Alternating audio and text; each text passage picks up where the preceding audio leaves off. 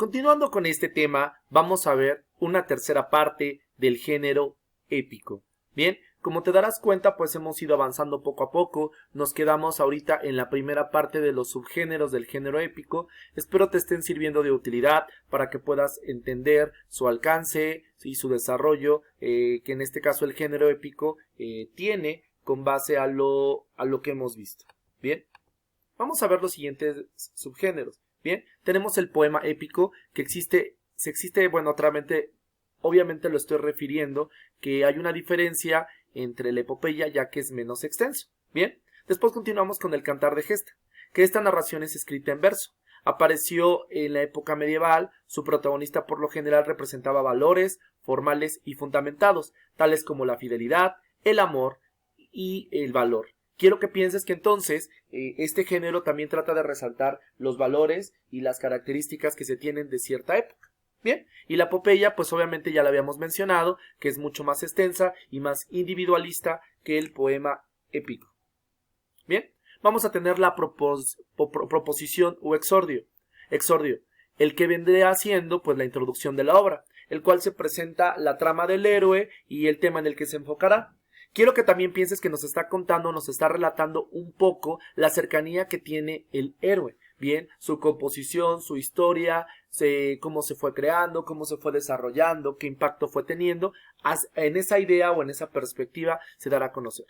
Por siguiente caso tenemos la invocación. La invocación en toda epopeya existe en un momento místico de invocación hacia alguna divinidad para que de esta manera ayuden al protagonista de la historia. Recordemos que no solo hablábamos de los héroes, de sus hazañas, sino también un poco de la relación que tenían con los dioses. Recordemos que desde la literatura clásica las deidades o las divinidades eran muy importantes para el ser humano. Aún lo siguen siendo y cada uno lo ha ido manejando de una manera más significativa. Bien. Vamos a tener también la dedicatoria, que son algunas epopeyas que están firmadas y dedicadas por los autores para alguna persona, objeto, animal, a una deidad espiritual, por lo cual se le da un apartado para esta dedicatoria. Bien, resaltar el impacto que tuvo en cada uno de ellos. Bien, hay veces que ciertos autores siguen agradeciendo, siguen tomando esta dedicatoria para agradecer algún momento o alguna persona que fue significativa para la elaboración de la obra. Bien, y la última tenemos la relación en este caso con la narración, que la narración es una estructura donde se relatan todos aquellos acontecimientos que transcurren a lo largo de la obra. Quiero que pienses que dentro del género épico va a haber ciertos momentos que van a determinar o que van a alcanzar para explicar la obra y que va a utilizar varios subgéneros a veces para poder explicar una obra literaria, una obra épica. Bien. Y que dentro de a veces narraciones o de obras dramáticas va a entrar también ciertos elementos o ciertos subgéneros del género épico. Hay una mezcla, pues quiero que pienses que algunos textos no están tan alejados o separados de lo que nosotros conocemos como realidad, como imaginación y que nos permite entender un poco el alcance que tienen con la información. Tenemos también la novela. La novela es un relato largo, aunque de extensión variable, con un argumento mucho más desarrollado que la del cuento. Y a diferencia que sucede con el cuento, al lector le importa no solo lo que ocurre con los personajes, sino también lo que piensan y también lo que sienten y cómo se van a ir desarrollando.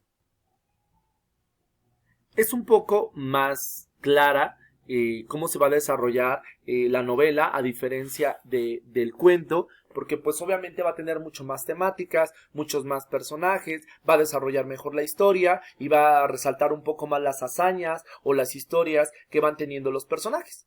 La anécdota, por lo tal, se trata de un relato breve, sumamente corto, que se va a encargar de explicar y expresar un hecho curioso, poco común e inesperado.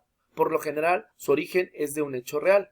Entonces, a través de un hecho real, va a ser modificado, va a ser exagerado, va a ser resaltado con otra connotación.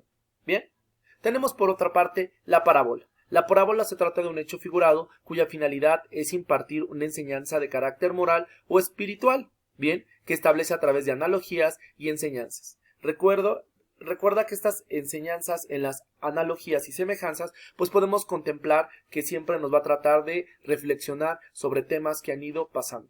Bien, Y el epílogo es la conclusión de la narrativa, como termina, darle un final, a lo mejor un plus al final, darle un anexo al final para que vayamos tomando la importancia o el desarrollo de esta historia. Como te darás cuenta, el género épico muchas veces lo hemos tomado a la ligera, pero nos damos cuenta el alcance y el día de hoy la importancia que puede tener a través de estas explicaciones, y en el cual nosotros podemos contemplar que pues nos habla de cierta información que tiene que ser notoria y distintiva.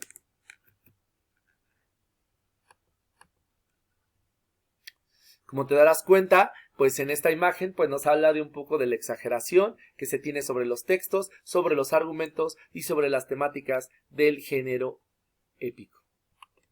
Bien, sus personajes. Los personajes van a estar clasificados en dos tipos. El personaje principal es el que reanuda la historia, o en el que la toma, en el que gira la historia, el héroe, el guerrero, el dios, el ángel, entre otros, el que se va a desarrollar la historia. Y dos, un personaje secundario que por lo general se utilizan como herramientas para el transcurso de la obra, para que el protagonista pueda desarrollar la historia, y pues en estos casos poseen mucha relevancia. Bien, para el género épico solamente son los dos personajes principales, en este caso no principales, pero sí utilizados para la obra, el personaje principal y el personaje secundario. Sus representantes, pues vamos a tener una cantidad impresionante de representantes que quiero que los veas y veremos las principales obras que estos abarcan.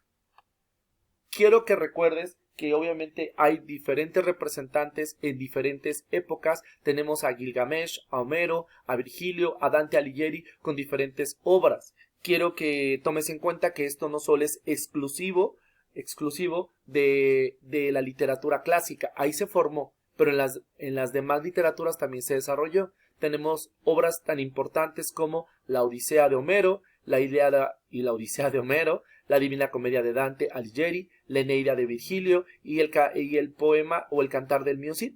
Recuerden que estos textos a lo largo de la historia, a lo largo de la vida, han tomado una importancia bastante significativa para que se desarrollen y para que tomen el impacto que el día de hoy nosotros hemos visto de los textos.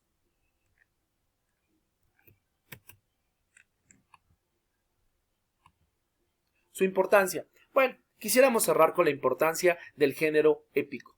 Es sumamente importante para la actualidad, ya que como yo te lo decía, no ese género, tanto el dramático como el narrativo, se dieron nuevas formas dinámicas y didácticas para enseñar lo que es la historia. En este caso, para el género épico ha sido una forma o un elemento importante para la historia, el retomar ciertos aspectos para contarnos lo que ha pasado. Bien, en este caso el lector puede entender un poco más fácil de esto, y gracias al día de hoy nosotros tenemos aquello de tendencia que es épico, ficticio o irreal en las historias, en los textos, en los cuentos, en las novelas o en los libros que vamos leyendo, ya que fue un gran empujón para lo que hoy conocemos como cine, teatro, novelas, relatos de carácter netamente fantásticos, conocer un poco más la obra y cómo se va desarrollando.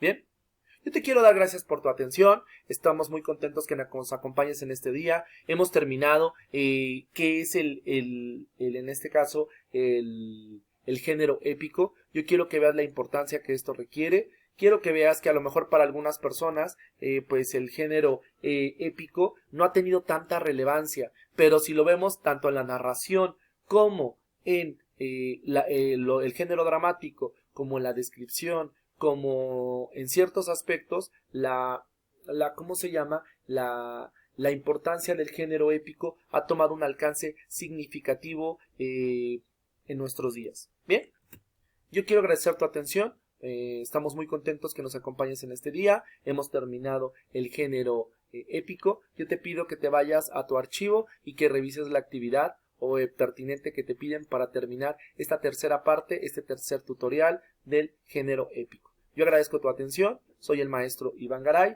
y estoy muy contento que estemos en contacto. Un saludo, gracias.